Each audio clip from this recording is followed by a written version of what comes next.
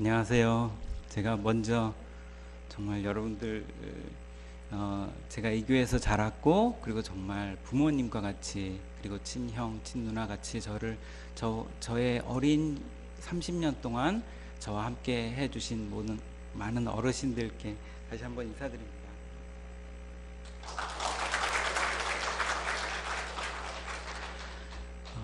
정말 많이 마음에 떨림이 있었는데요.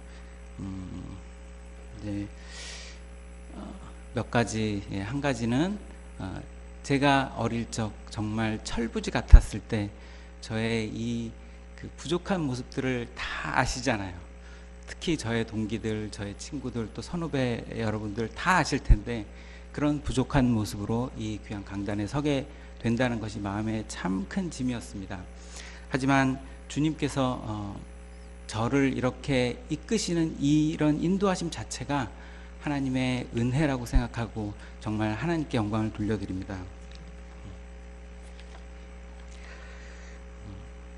제가 무엇을 전해야 될까 하나님께 기도하다가 하나님이 그냥 너의 삶 속에 내가 함께 했던 그 일들을 같이 나누면 좋겠다, 이렇게 말씀을 하셔서 저의 삶 속에 주님께서 하신 일들을 그냥 잠시 나누고자 합니다.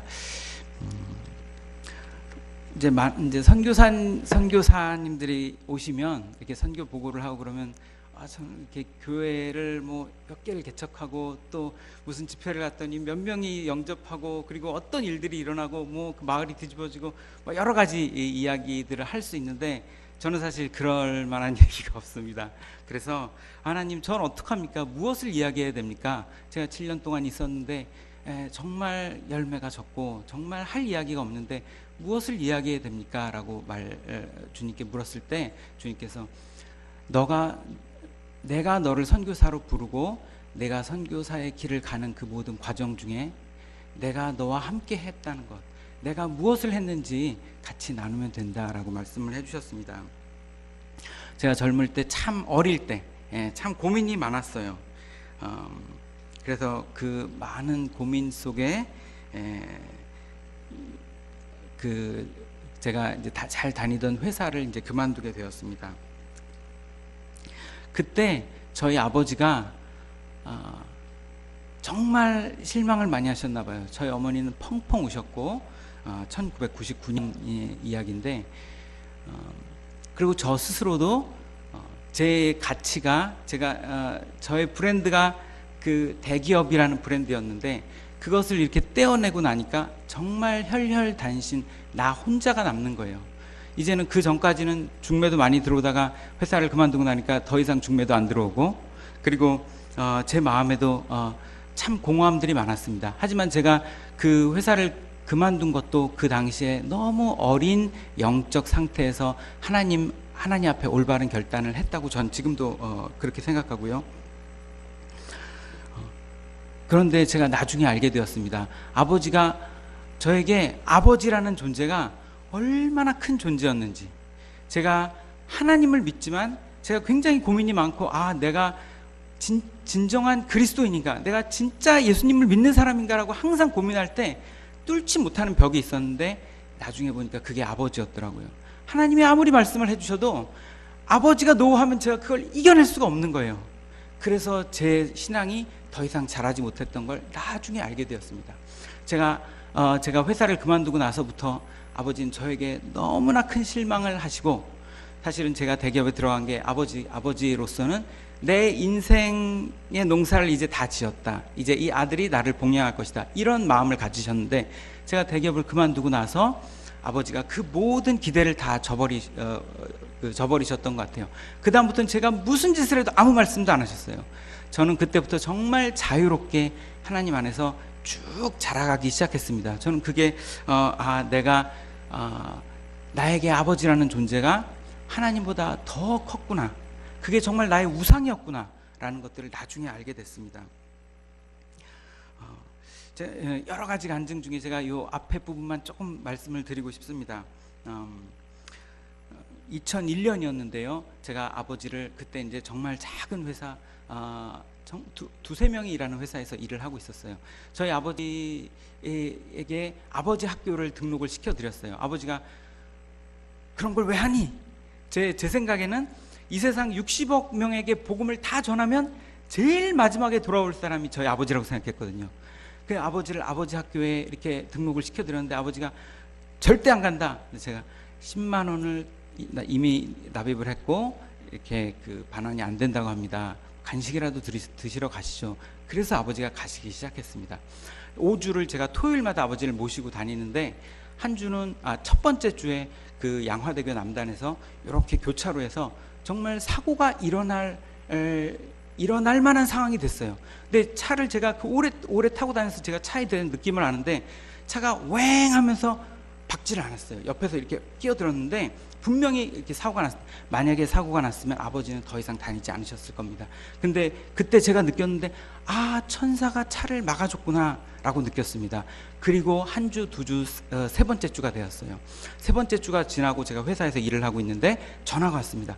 윤정로 형제님, 예, 저 아버지 학교의 순장님입니다. 아버지가 이번 주에 영접하셨어요. 예수님을 영접하셨어요. 제가 그 이야기를 듣고 퇴근하면서 정말 하나님 앞에 하나님 당신이 어떠한 분이신지 제가 맛보아 알겠습니다. 이제까지는 제가 정말 하나님 제가 저에게 무엇을 주세요 이렇게 해주세요 이렇게 기도했다면 하나님 이제부터는 하나님 당신이 가라고 하시면 어디든지 가겠습니다. 당신이 원하시는 일이라면 무엇이든지 하겠습니다 라고 제가 그때 고백했던 기억이 납니다. 왜냐하면 정말 하나님 그렇게 좋으신 분이심을 제가 아버지를 통해서 체험을 했기 때문입니다. 그리고 제가 결혼을 하고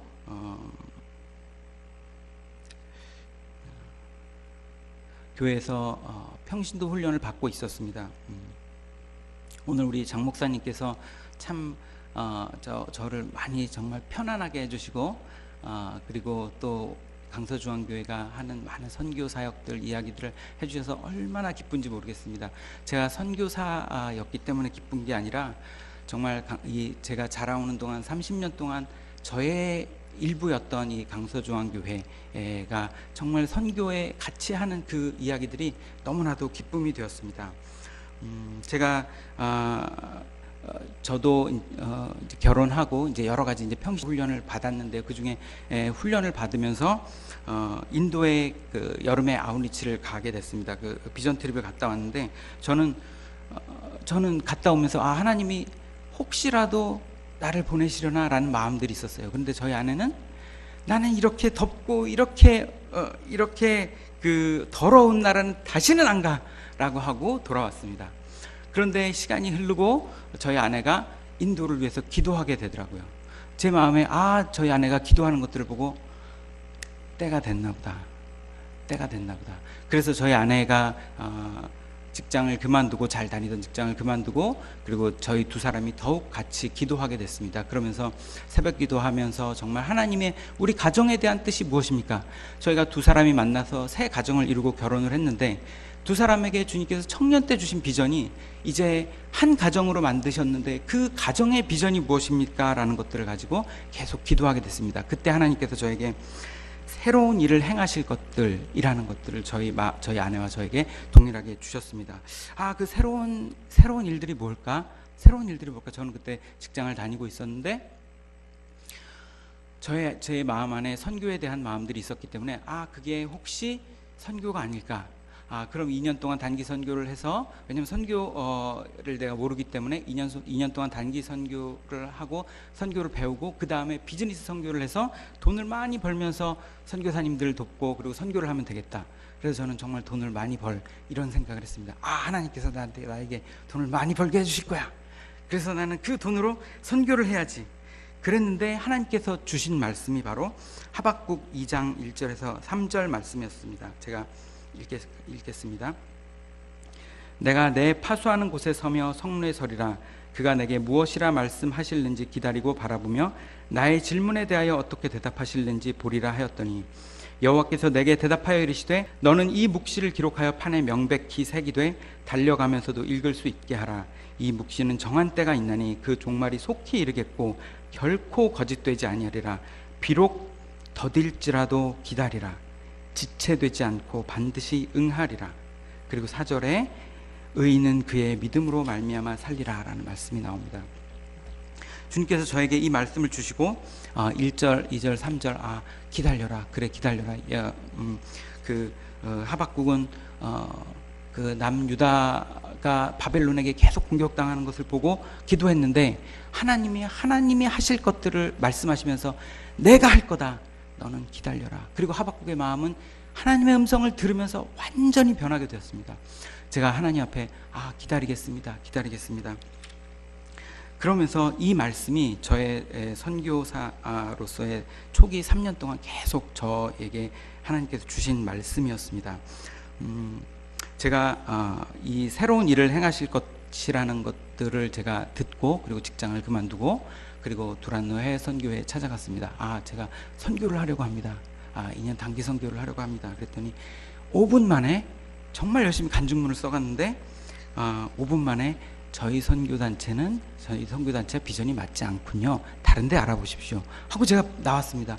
얼마나 분하고 얼마나 속이 상했는지 모릅니다. 아니 내가 이렇게 열심히 내 직장까지 그만두고 둘 다 그리고 이렇게 간증문도 열심히 쓰고 그리고 이렇게 준비해서 왔는데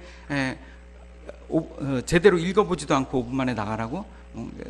그래 알아서 해봐. 난 또 다른 데 갈 거야. 이렇게 생각하면서 하나님, 그러면서 제가 너무 힘들었어요. 집에 돌아와서 하루하루를 보내는 게 정말 하나님이 원하시는 게 뭘까라는 그 시간들을 보내게 됩니다. 정말 일 없이 하루하루 보내는 게 그렇게 길고 그렇게 힘든지 몰랐습니다. 한 6개월 정도 몇 달을 그렇게 보낸 것 같아요. 정말 돈이 그 수입이 갑자기 하나도 없어지고 하나님께서 재정 훈련을 하시기 시작하셨습니다. 하나도 없을 때 순장님을 통해서 먹을 게 들어오고 또 여러 다른 통로를 통해서 하나님이 채워주시는 것들을 그때 경험하면서 돈이 없어도 하나님을 의지하면 살 수 있구나라는 걸 경험하게 됐습니다. 그러면서 11월 달이 됐습니다. 그해 11월 달 큰 집회가 있어서 제가 참석을 했는데 마지막 날에 3박 4일 집회 마지막 날에 목사님의 말씀을 통해서 정로야, 너가 2년 동안 단기 선교를 하고 그 다음에 비즈니스를 하고 그래서 나를 위해서 일하고 그 다음엔 이렇게 하고 그 다음엔 이렇게 하고 긴 계획들을 세워놨지. 그건 너의 계획이란다. 내 계획은 그게 아니야. 너 나에게 2년이 아니라 5년을 줄 수 있니? 내가 만약에 5년이 아니라 너의 평생을 달라고 그러면 어떻게 할래? 말씀을 통해서 그렇게 말씀하시는데 제가 정말 머리를 한 대 쾅 얻어맞은 것처럼 나는 돈을 열심히 벌려고 그랬는데 그것도 다 하나님을 위해서 제가 계획했는데요. 근데 그게 하나님 뜻이 아니라고요?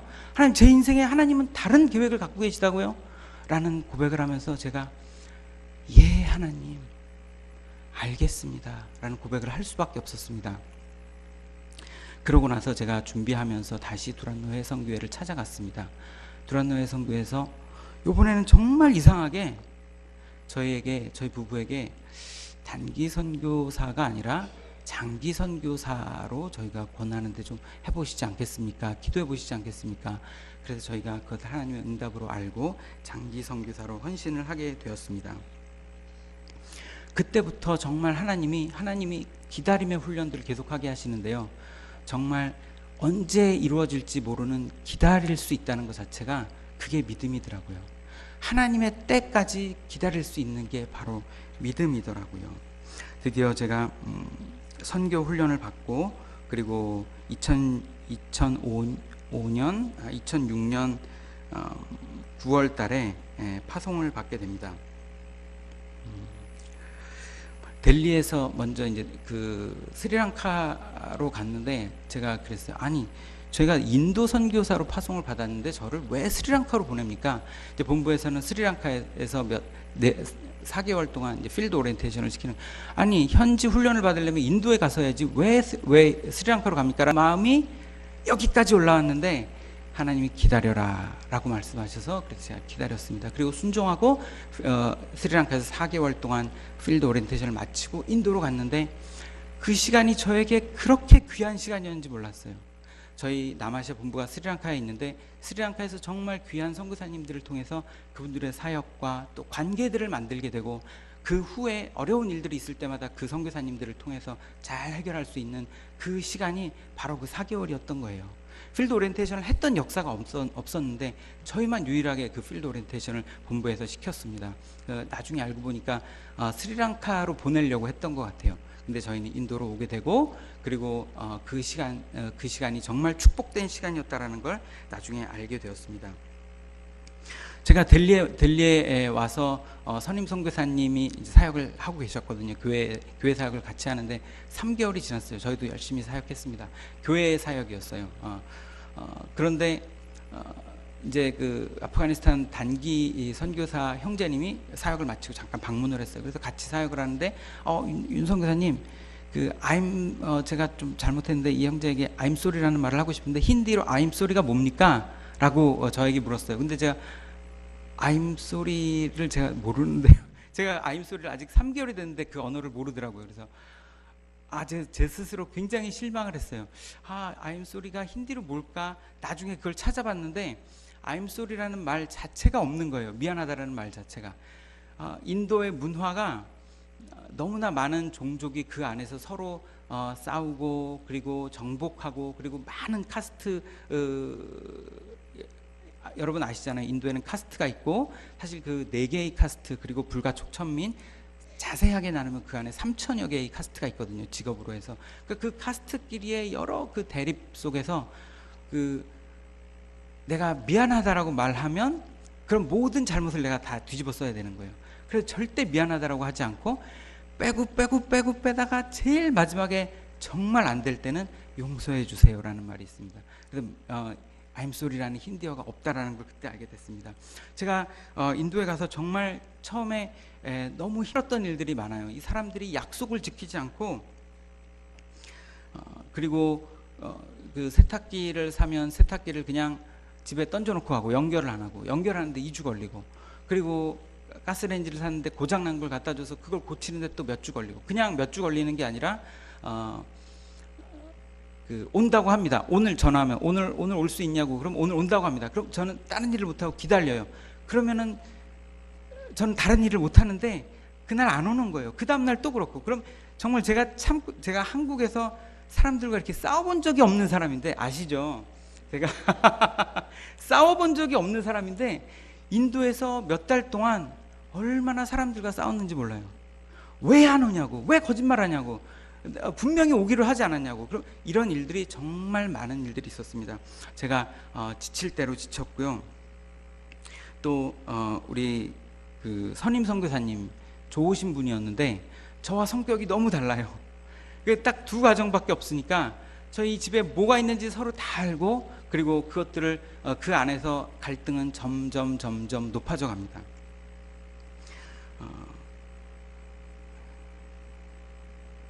그리고 정말 힘들었던 건 그 안에서 정말 일어나는 어려운 일들을 누구에게도 이렇게 터놓고 얘기하기가 힘들었던 게 정말 어려웠던 것 같아요. 가족에게 이야기할 수도 없고, 그리고 저희를 보낸 교회나 본부에 그런 이야기들을 할 수도 없고, 정말 저희는 너무나 연약하고 작았는데 그런 일들을 스스로 감당해야 한다는 게, 하나님 왜 저에게 이런 사람을 보내셨습니까? 제가 왜 이렇게 힘든 사람을 만났습니까? 라고 제가 정말 너무 많이 이렇게 울면서 기도했던 것 같아요. 근데 그게 하나님의 계획 안에 있었고, 하나님은 저에게 기다려라 라는 말씀을 하셨습니다. 제가 한 6개월 선임 선교사님 사역을 이제 돕다가 도저히 안 되겠어서 언어 공부를 하러 다른 지역으로 갔습니다. 이제 머수리라는 산으로 갔는데 그곳에서 이제 저희 집 살림을 이렇게 도와주기 위해서 오신 그 아줌마에게 제가 이제 힌디를 가르쳐주기 시작했어요. 그것은 정말 산이라서 시원하고, 그리고 많은 선교사님들이 언어를 하러 거쳐간 곳이라 교회도 많고 정말 영적으로 너무나 좋은 곳이라 저희가 6개월 동안 정말 지쳐 있었던 저희에겐 정말 쉼과 같은 시간이었습니다. 제가 그 아주머니에게 그 아주머니가 글을 모르는 것들을 보고 힌디를 가르쳐 주는데 첫날 펑펑 우는 거예요. 왜 그러냐 그랬더니 그를 2000년도 그 인도의 그 센서스 조사로 여성들의 문맹률이 50%가 넘었거든요. 그러니까 절반이 글을 못 읽는 거예요. 그 이유가 그러니까 그냥 글을 못 읽는 정도가 아니라 글을 못 읽으니까 숫자를 모르니까 가게에 가서 물건을 사지 못하고 거스름돈을 받지 못해요. 아무런 경제 활동을 할 수가 없는 거예요. 그러다 보니까 남편에게 정말 노예와 같이 사는 사람들이 정말 많더라고요. 저희가 정말 따뜻하게 그 아주머니를 도우며 그 가정을 도우며 그 머수리에서 이렇게 살았던 기억이 납니다. 그러면서 인도에 대해서 많은 것들을 거기서 배웠고요. 또 그 북인도 지역에는 무슬림들이 참 많이 있는데 무슬림과 힌두 간에 이렇게 갈등도 굉장히 많아요. 그리고 또 인도에 그 인신매매범들도 많아서 학교에 가려면 한 몇 킬로를 걸어야 되는데 그 몇 킬로를 딸들을 학교에 보내면 갔다가 오는 도중에 증발해 버립니다. 잡혀가는 거예요. 그래서 딸들을 더 학교에 보내지도 않고, 그래서 여성들의 문제가 얼마나 심각하고 아동들의 문제가 얼마나 심각한지 인도에 대해서 계속 배워가는 시간들을 가졌습니다. 사실 사랑하면 배워야 되는 것 같아요. 제가 모르니까 인도 사람들을 제가 이렇게 손가락질하고, 너희는 그러니까 이렇게 못 살지, 너희는 그러니까 이렇게 어렵게 살지, 제가 처음에 그랬는데 인도에 대해서 배워가면 배워갈수록 역사를 배우고 문화를 배우면서 제 안에 비로소 하나님의 사랑을 조금씩 주시기 시작했습니다. 제가 다시 델리로 내려와서 선임 선교사님이 안식년에 들어가시면서 제가 그 사역을 맡아서 하게 됐습니다. 저는 평신도였고, 그리고 교회를 이끌어 본 적도 없고, 그런데 내가 교회를 어떻게 이끌지라는 두려움이 굉장히 많았어요. 새벽 기도를 가야 되는데 새벽에 나와 보니까 교통편이 하나도 없어요. 그리고 다 릭샤를 모는 사람들은 다 자고 있고, 가자고 그러니까 안 가고, 저희 집에서 이제 교회는 한 6km 정도 됐는데 걸어갈 수 없는 거리고,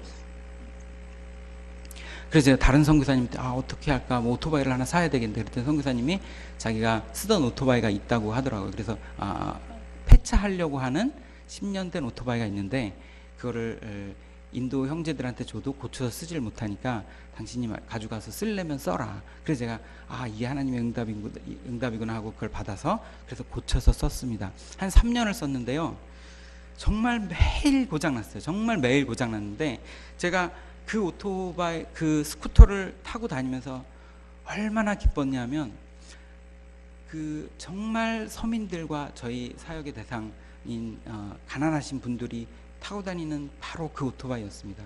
제가 아무리 낮아지려고 해도 그렇게 낮아지기가 너무 힘들더라고요.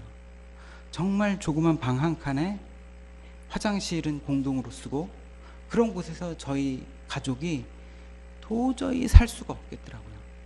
그래서 저희는 정말 죄송한데 어느 정도의 삶의 수준을 유지를 했었어요. 그러면서 이 분들을 사역을 하는데 마음에 너무 부담감이 많았어요. 그런데 이 오토바이를 타고, 매일 고장나는 이 오토바이를 타고 가면 아무도 저희를 외국인으로 보지 않아요. 그 오토바이를 타고 가면 똑같아지는 거예요. 제 안에 얼마나 참 하나님이 주시는 그 평안이 그 오토바이 가운데 있었는지 모릅니다. 그래서 예수님이 이 땅으로 내려오신 게 정말 놀라운 거구나. 저는 아무리 노력해도 그분들과 같아질 수가 없겠더라고요. 제가 처음에 인도로 갈 때는 저희 부부가 갔습니다. 저희 부부가 제가 좀 많이 어려 보이거든요.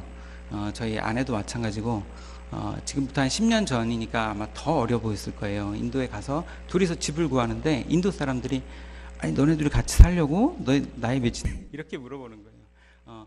그럴 정도로 이렇게 어려 보였습니다. 저희가 한국에서 2번 유산을 경험하고 아이가 없었어요.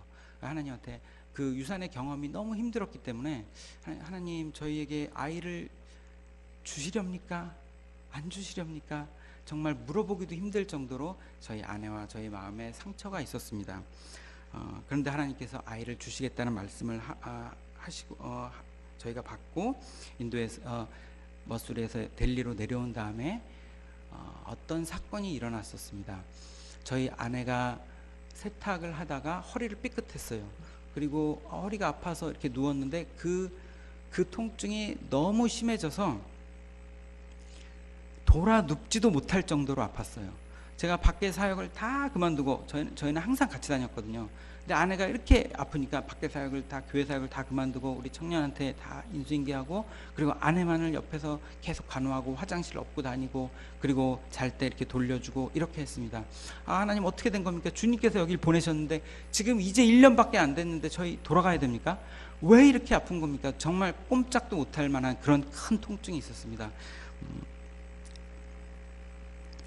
그런데 병원에 갈까라고 생각했는데 하나님이 그냥 기도해라 라는 마음을 주셨어요. 그래서 같이 계속 기도하고 또 다른 선교사님들 방문해서 같이 기도해 주시고 그렇게 일주일이 지나고 2주일이 지나고 한 달이 되었는데 통증이 점점 가라앉았어요. 그리고 한 달이 되니까 천천히 걸을 수 있을 정도가 됐습니다. 그런데 한 달이 지나니까 무엇을 우리가 이렇게 알게 되잖아요. 아내가 몸이 조금 다른 거예요. 임신이 아닐까라는 생각을 하게 된 거예요. 저희가 2번 유산을 했을 때 다 8주쯤에 유산을 했습니다. 아이의 심장 소리를 들어보지 못했어요. 근데 그때 착상하는 시기잖아요. 착상이 되는 시기인데 인도는 워낙에 교통 길과 여러 여건이 안 좋아서 사이클 릭샤를 타던 아니면 오토릭샤를 타던 버스를 타던 굉장히 충격이 심한 곳을 둘이 항상 같이 다녔습니다. 그런데 하나님이 저희 아내를 아무것도 하지 못하게 한 달 동안 딱 이렇게 붙들어 놓은 거예요. 그리고 나서 그 아이가 착상이 잘 되었다라는 걸 나중에 알았습니다. 저는 정말 하나님께 감사했어요. 왜냐하면 제가 봤거든요. 인도에서 그 버스 타고 다니시다가 또 릭샤 타고 다니시다가 유산하신 선교사님을 제가 봤거든요. 근데 우리 아내를 하나님이 특별히 사랑하신 게 아니라 저희에게 주신 그 약속 때문에 아이를 주셨습니다. 그래서 제가 저희 큰딸의 이름을 하나님의 은혜 그리고 하나님의 지혜를 따라서 난 아이, 그래서 은서라고 지었습니다. 그렇게 그리고 그 다음에 하나님께서 또 둘째를 주셔서 지금은 딸이 둘입니다. 첫째는 9살이고요. 지금 한국에서 잘 초등학교 다니고 있고, 둘째는 지금 7살로 유치원에 다니고 있습니다. 그 아이들은 거의 인도에서 자랐어요. 요번에 저희가 2013년에 한국에 올 때 그때 한국에 들어와서 한국 생활을 지금 같이 하고 있습니다. 한국이 너무 좋은 것 같아요. 제가 그렇게 이제 선교사님 사역을 잘 이렇게 감당하면서 부족하지만 이렇게 감당하고 있을 때 선교사님 이제 다시 안식년을 마치고 돌아오셨고 저희 교회도 잘 자리 잡아서 이렇게 커가고 있었습니다. 그런데 제가 제 마음에 이 선교사님과 같이 일하는 게 너무 힘든 거예요. 너무 힘들어서 제가 따로 사역한다고 도망을 가게 됐습니다. 그래서 선교사님 제가 따로 사역을 하겠습니다 하고 본부에 이야기하고 따로 사역을 하게 되었습니다. 그런데 제가 그때부터 제가 이사를 가고 그리고 또 사역지를 정하고 사역을 하려고 하는데 제대로 되는 일이 하나도 없는 거예요. 시작하려다가 정말 고생만 하고 또 안 되고 또 무슨 일이 있어서 또 이동을 하게 되고 한 2년 그렇게 했던 것 같아요. 하나님이 저에게 나의 때에 내가 일하려고 했는데 너가 요나와 같이 도망갔구나. 이렇게 어려운 사람을 너에게 붙여준 건 다 내가 감당할 수 있기 때문이야.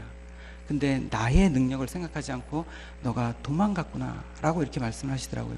그리고 나서 제가 받은 그 고난과 어려움이 너무 힘들었습니다. 그래서 제가 그 교훈이 그냥 그렇게 어렵게 끝나면 안 되지. 내가 다시는 어떠한 일이 있어도 하나님 앞에 도망가지 않으리라. 그런 결단을 하는 계기가 됐습니다. 선임 선교사님이 이제 2번째로 안식년을 가시면서 그 교회 사역을 다시 같이 하게 되고 또 제가 맡아서 하게 됐는데 데니시라는 사역자가 있었습니다. 그 신학 공부를 제대로 하지 못했지만 열심히 있고 그래서 같이 교회 개척을 하고 그 성도들을 양육하던 형제였는데, 그 형제의 아내는 완전히 힌두 배경인 거예요. 그래서 힌두인으로서 힌두교인으로서 이제 결혼을 했기 때문에 그 사역자의 부인으로서 사모님으로서 어떻게 교회를 섬겨야 될지 모르는 거예요. 그래서 저희는 그 겉으로 볼 때 이렇게 우리 그 목사님 밑으로 들어가는 것처럼 보이고, 그래서 저희가 평신도처럼 교회를 섬기면서 저희가 무엇보다도 그 두 사람을 정말 양육하려고 노력했습니다. 같이 성경 공부하고 또 집에 T 성경 공부, 1:1 성경 공부, 또 집에 와서 집에 불러서 같이 기도 모임하고, 저희 아내는 45도가 넘는 그 더위에 매일 밥을 해주면서 같이 말씀을 나누고 또 사랑해주고 그렇게 했습니다.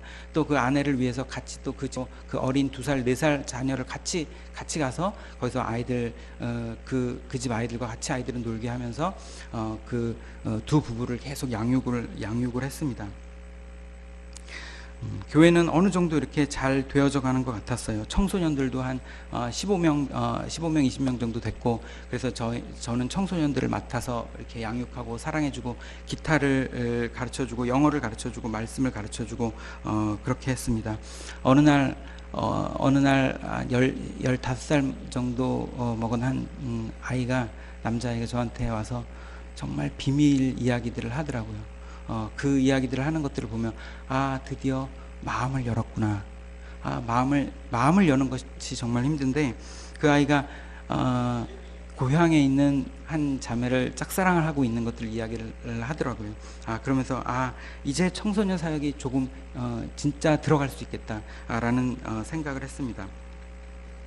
아이들이 점점 더 변화되는 것 같았고요. 그리고 주님이 기뻐하시는 것 같았습니다.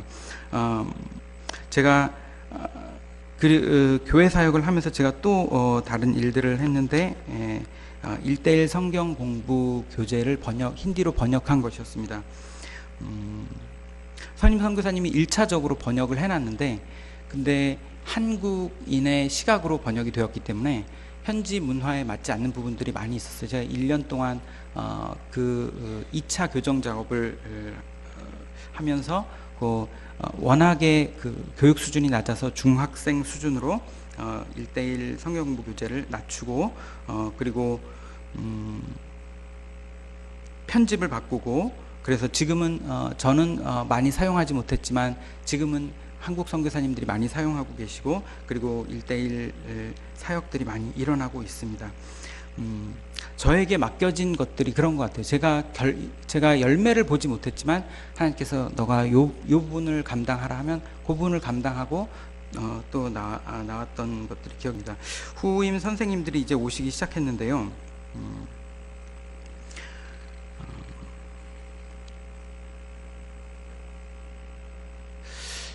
제가 선임 선교사님을 통해서 많이 사랑을 받지 못하고 또 많은 것들을 받지 못했었기 때문에 제가 많은 것들을 깨달았어요.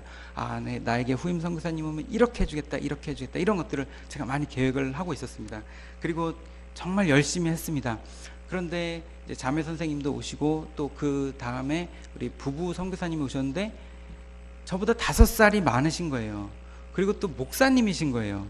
처음부터 오시면서부터 저를 별로 이렇게 선교사로서 크게 이렇게 인정하지 않으시고 본인이 이제 주관해서 하시려고 하는 것들을 제 마음에 정말 많이 힘들었습니다. 그 전에 그 교회에서 그 성탄 예배를 하고 그 송구영신 예배 때 같이 말씀을 뽑았는데, 그때 하나님 저에게 주신 말씀이 오늘 바로 이 갈라디아서 2장 20절 말씀입니다.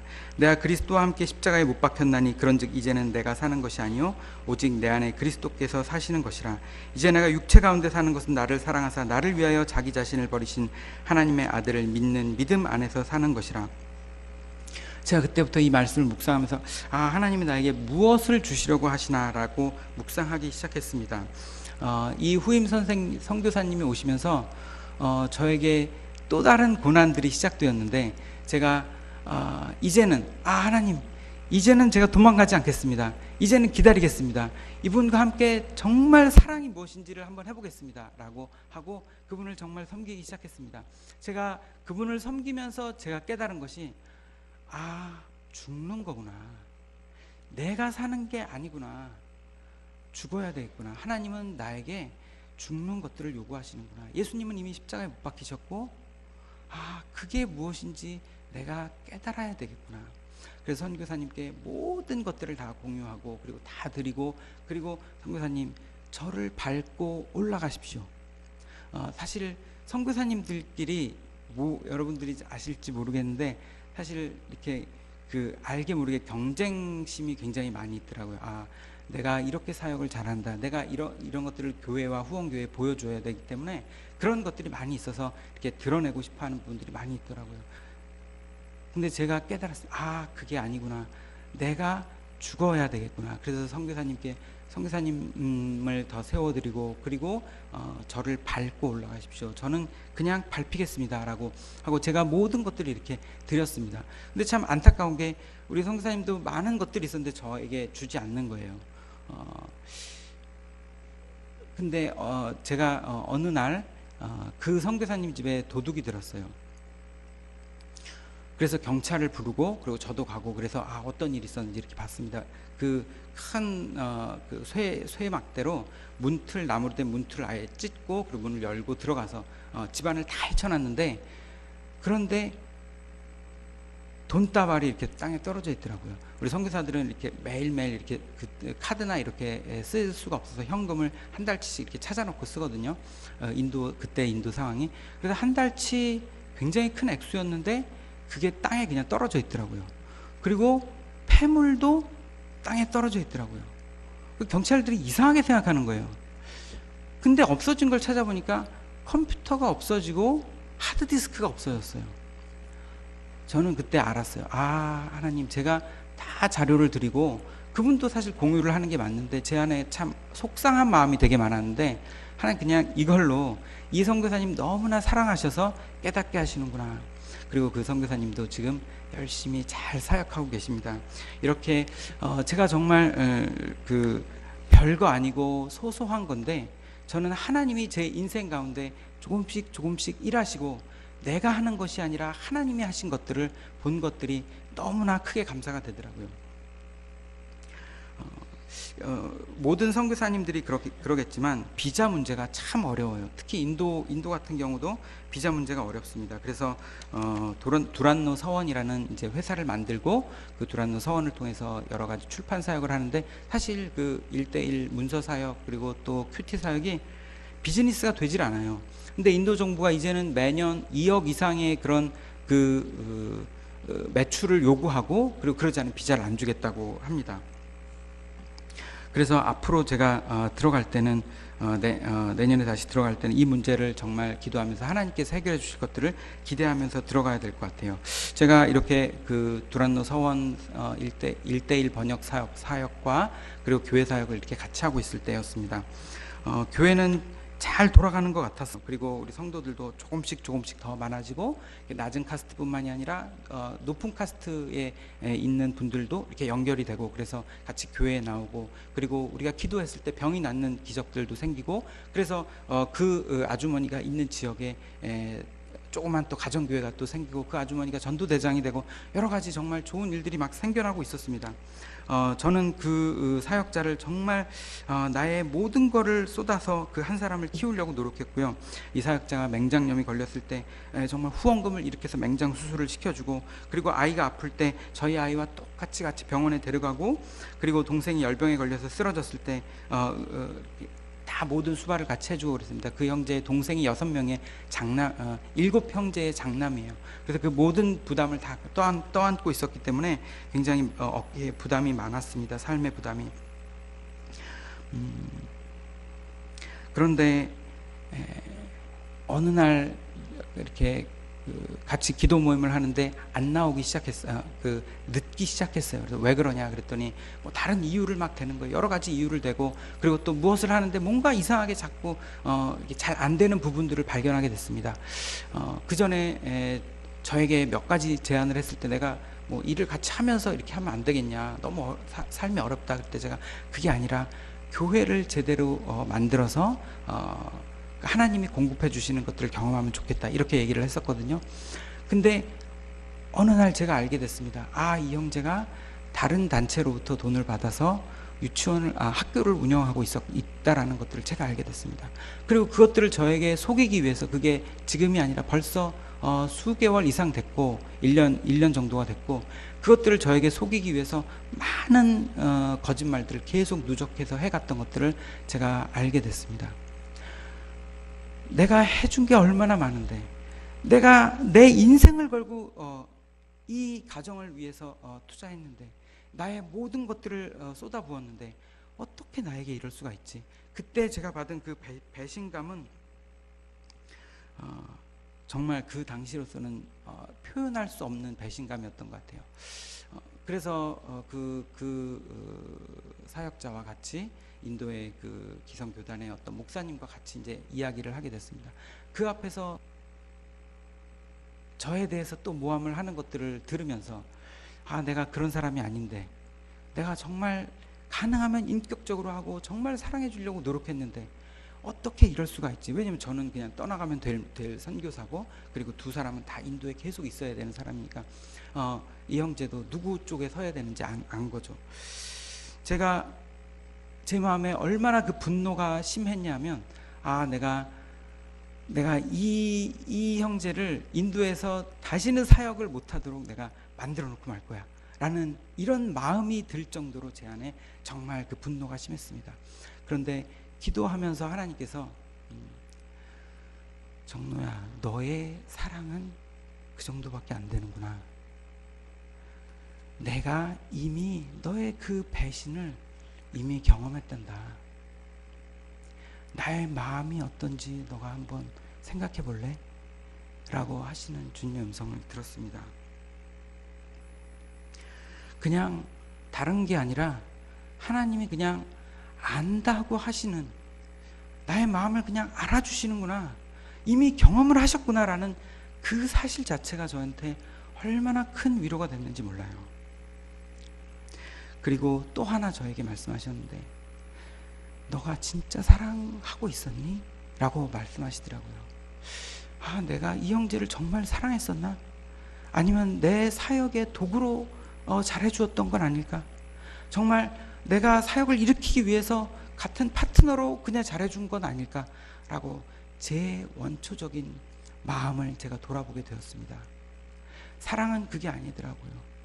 사랑은 배신해도 그래도 위해 줄 수 있는 게 진짜 사랑이더라고요. 제 안에 있는 그 사랑의 깊이가 얼마나 낮았는지, 제가 죽지 않았구나, 내가 죽지 않았구나, 내가 십자가에 못 박혀 죽어야 되는데, 이제는 믿음으로만 살아야 되는데, 예수님이 이미 십자가에 못 박혀 죽으셨는데, 저에게 계속 하나님이 요구하시는 것은 내가 죽어야 내가 나의 선교를 한다라는 것이었습니다.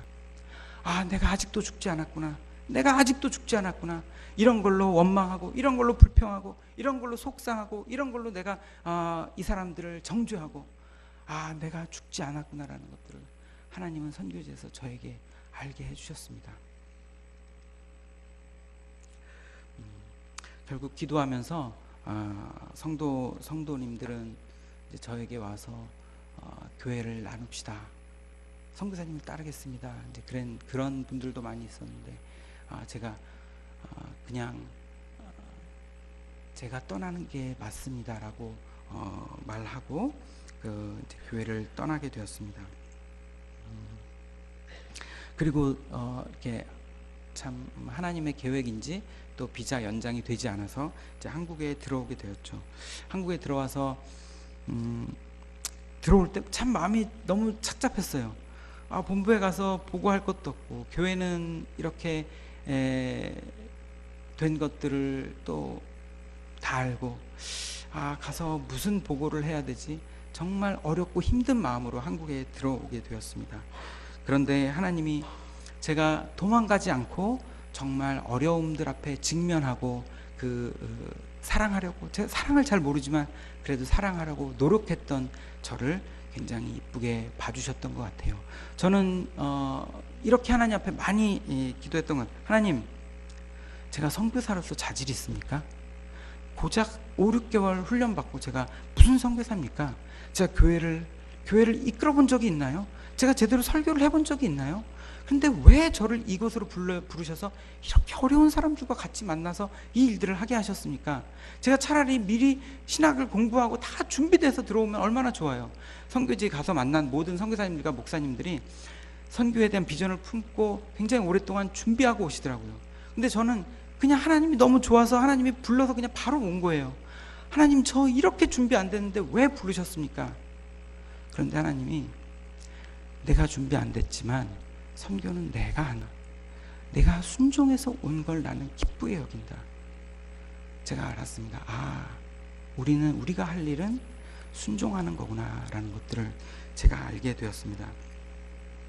제가 한국에 들어와서 정말 들어갈 집이 없어서 처갓집으로 들어갔는데요. 이제 오랫동안 체류하게 될 그런 상황도 되고, 그때 당시에 성교관도 비어 있지 않아서 제가 인도에서 올 때 저희 이제 가족들이 90%를 이렇게 헌금을 해주셔서 산 차가 있었어요. 그 차를 3년 동안 잘 썼습니다.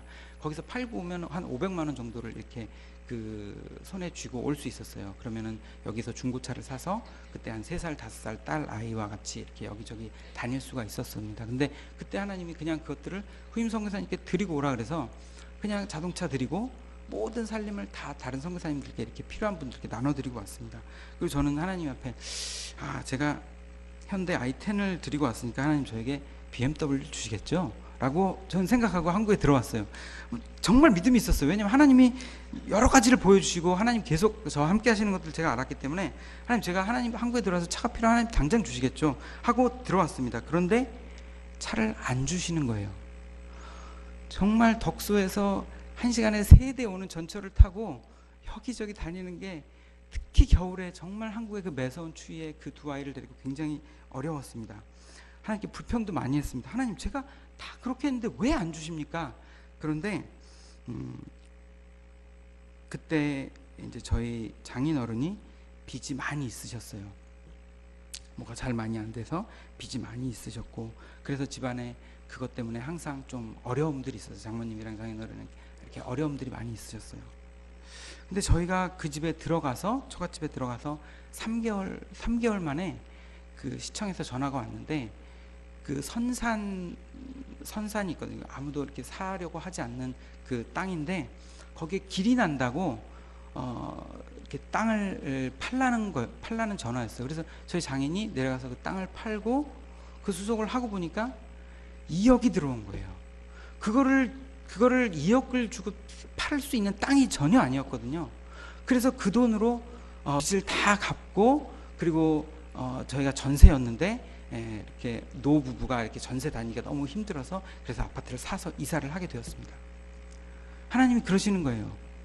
너 i10 그 500만 원짜리 차 주고 와서 내가 2억 줬잖아. 그러시는 거예요. 제 마음에 그 다음부터 불평하지 않았습니다. 알겠습니다, 하나님. 알겠습니다. 하나님 이미 주셨군요. 라는 마음을 가지고 제가 있었습니다. 제가 신학 공부를 하게 되었는데 참 그 과정도 참 하나님의 은혜가 많았고요. 제가 이제 선교사였는데 이제 신학 공부를 하면서 신분이 바뀌어서 이제 장학 선교사가 돼서 교회에서 이제 장학금을 좀 후원해 주시면서 대신에 후원금이 안 나와요. 생활비가 하나도 없는 거죠. 이제 공부를 어렵게 이제 처갓집에서 이렇게 하다가 1학기가 끝났는데 도무지 너무 힘들어서 안 되겠는 거예요.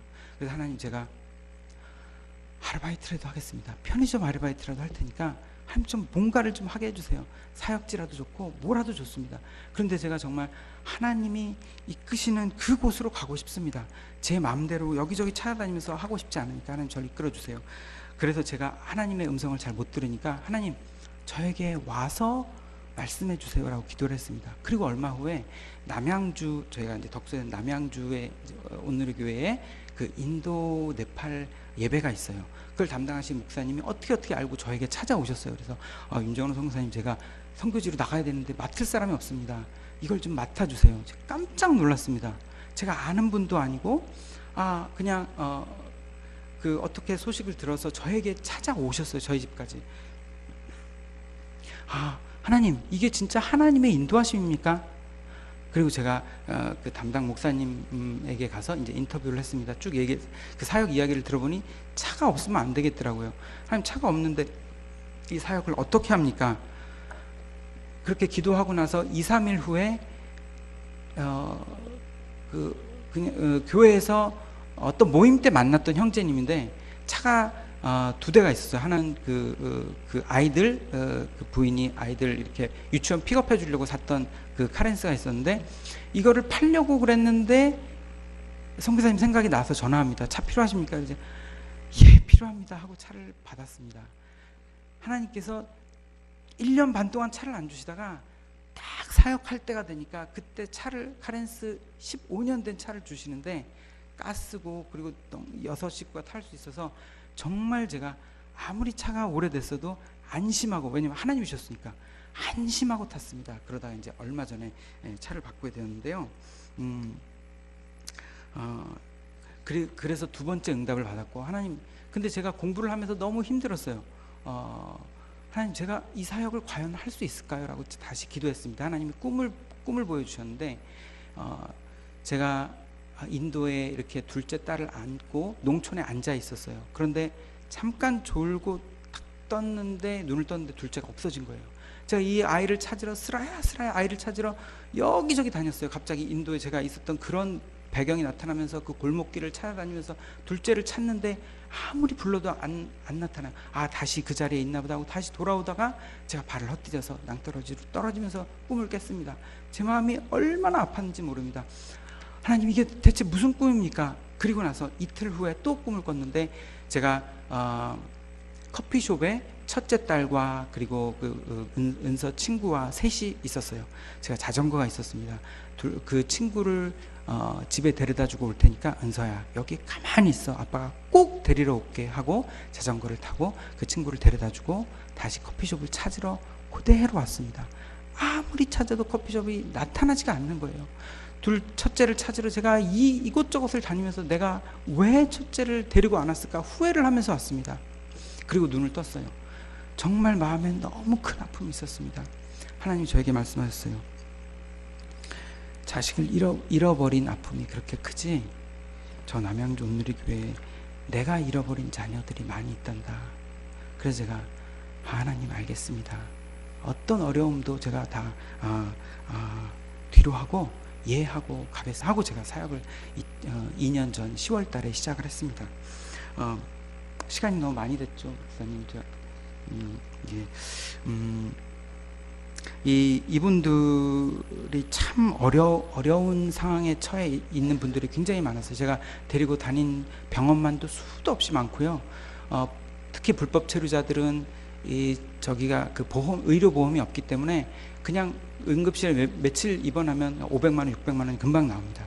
그래서 이 친구들 데리고 다니면서 병원에 데리고 다니고, 그리고 핸드폰 또 등록해주고, 또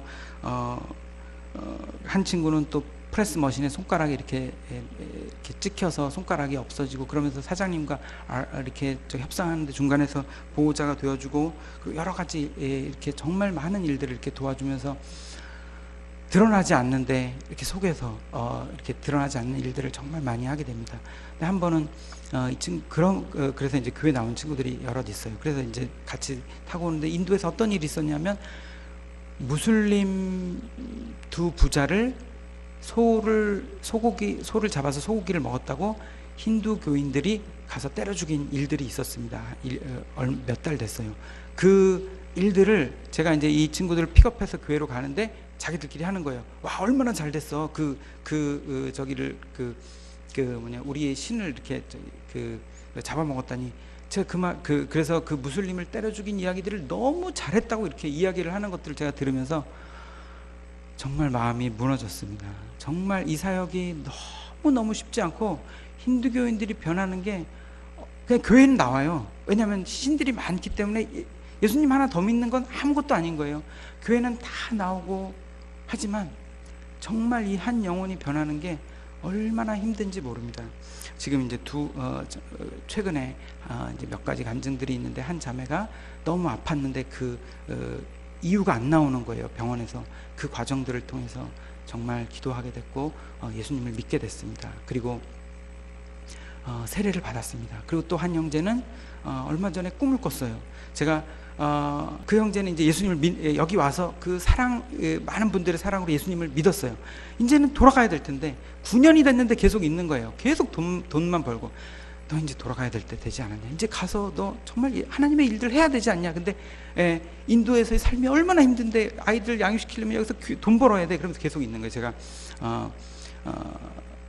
얼마 전에 전사님, 제가 꿈을 꿨습니다. 제가 아침에 아침에 화장실에서 잠깐 눈을 감았는데 환상을 봤는데, 제가 무슬림 나라에 있더라고요. 근데 이 건장한 사람이 터번을 쓰고 그리고 큰 칼을 들고 한 명씩 물어보면서, 너 무슬림이야? 아니면 무슬림이야? 기독교인이야? 물어보면서, 기독교이면 당장 그 자리에서 이렇게 쳐서 죽이더라고요. 차례 내 차례가 됐는데 정말 너무 무서워서 식은땀이 났습니다. 근데 제 차례가 돼서 일어섰습니다. 너 기독교인이야? 무슬림이야? 저 기독교인입니다 라고 얘기를 하면서, 제가 그때부터 하나님, 당신은 죽이시는 하나님이 아니라 살리시는 하나님 아닙니까? 하면서 기도했대요. 그렇게 기도했대요. 땀을 뻘뻘 흘리면서. 그때 갑자기 뒤에서 광풍이 불면서 바람이 그 사람을 날려버렸다고 합니다. 그런 비슷한 환상을 동시에 3번을 본 거예요. 그리고 나서 마지막에 버스가 한 대 있는데 뒤에서 음성이 들리더니 그 친구 이제 닉네임이 헬인데, 헬이야, 저 버스를 타고 고향으로 가거라. 그 버스를 탔더니 그 버스가 거기서 고향에 데려다 주는 그 꿈을 꿨다고 합니다. 그래서 그건 하나님의 음성이야, 하나님 뭐라고 말씀하시는지 잘 들어봐. 그랬더니 나중에 하나님이 저한테 고향으로 이제 돌아가라고 하시는 것 같아요. 맞아. 그래서 그 형제가 고향에 돌아가서 이제 교회를 개척하기로 했습니다. 11월 달에 그 고향으로 돌아가기로 했는데, 정말 제가 이제 내년에 다시 인도에 가려고 준비하고 있습니다. 저희 이제 여러 가지 일들이 있지만 한국이 참 많이 좋아요. 그래서 제 마음에도 그냥 한국에서 사역하면 어때? 그것도 하나님의 일인데 한국 사람들 대상으로 이렇게 힘들고 제가 사주면서 일해야 되는 이런 외국인이 아니라, 정말 좀 감사함을 잘 아는 그리고 이런 대화가 되는 한국 분들이랑 사역하면 참 좋겠어요 라는 이야기들을 하나님께 넋두리로 많이 하기도 했습니다. 그리고 때때로 나도 이제 50이 다 돼 가는데 40대 후반인데, 하나님, 저도 이제는 뭔가 좀 이루어놔야 되지 않습니까? 저도 좀 어느 정도 뭔가를 좀 해놓고 싶습니다라는 고백도 하게 됩니다. 그럴 때마다 하나님이, 아직도 너가 살아있구나, 아직도 십자가가 무엇인지 모르니? 내가 너를 위해 죽었는데 그 사랑이 얼마나 값진 사랑인데. 그러면서 제 마음 안에 지금은 그게 어느 자리라도, 제 이름 아무도 알아주지 못하는 자리를 할지라도, 그리고 그냥 바람처럼 왔다가 그냥 없어져가는 곳이라 할지라도 하나님이 원하시면, 하나님이 보내시면 그게 어디라도 정말 기쁘게 갈 수 있는 사람이 정말 되었으면 좋겠고, 그리고 우리 모든 성도님들, 사랑하는 성도님들, 정말 그런 하나님의 역사와 그리고 그런 순종함이, 그런 십자가에 나의 자랑과 나의 욕심과 나를 이렇게 못 박는 일들이 매일매일 주님 안에서 이루어지기를 간절히 바랍니다. 감사합니다. 같이 기도하겠습니다. 하나님, 뭐 하나 내세울 것도 없고, 그리고 참 자랑할 것도 없는 부족한 제가 주님 앞에 와서 주님이 강단에 섰습니다.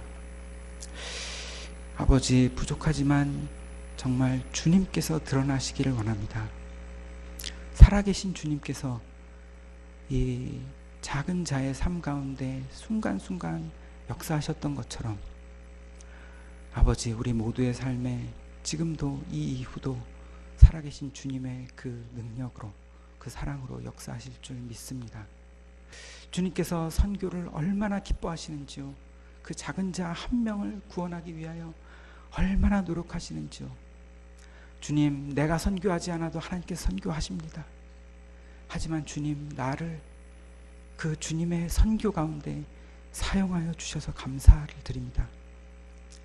주님, 먼저 나를 선교해 주셔서 감사합니다. 나를 바꿔주셔서 감사합니다. 주님, 정말 선교의 자리가 얼마나 감사하고 귀한지 다시금 고백합니다. 아버지, 선교하는 강서중앙교회를 축복하여 주시옵소서. 선교하는 모든 발걸음과 모든 손길 위에 주님께서 기름 부어 주시옵소서. 아버지, 그것이 어떠한 선교라 할지라도 아버지, 주님의 마음을 시원하게 하고 주님을 기쁘시게 하는 모든 손길들 가운데 아버지, 주님, 살아계신 주님의 역사를 매일매일 보여주시옵소서.